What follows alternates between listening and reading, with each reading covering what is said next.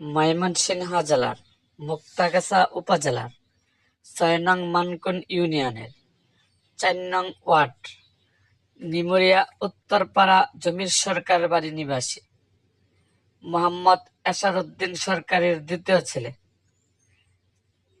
৪ নং ওয়ার্ড এর সাবেক মেম্বার, ৪ নং ওয়ার্ড বিএনপির সাবেক সভাপতি মোহাম্মদ মতিউর রহমান মতিন মেম্বার রাত 2 ঘটিকায় ময়মনসিংহ মেডিকেল কলেজ হাসপাতালে ইন্তেকাল ফরমাইয়াছেন।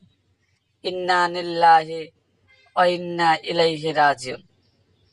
উল্লেখ্য, শনিবার রাত 10 ঘটিকার সময় তিনি ৪ নং ওয়ার্ডের ল্যাংড়া বাজারের কাছাকাছি সড়ক দুর্ঘটনায় মারাত্মকভাবে আহত হন। প্রথমে তাকে মুক্তাগাছা উপজেলা স্বাস্থ্য কমপ্লেক্সে নেওয়া হয়।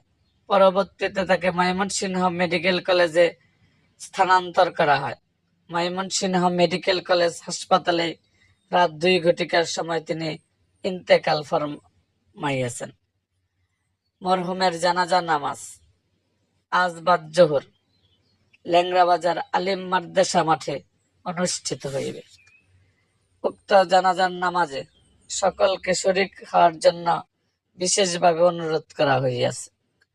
এরকম আরো ভিডিও পেতে আমাদের মুক্তাগাছার ইতিহাস মিডিয়া ইউটিউব চ্যানেলটিকে সাবস্ক্রাইব করুন এবং পাশে থাকা বেল আইকনটি বাজিয়ে দিন।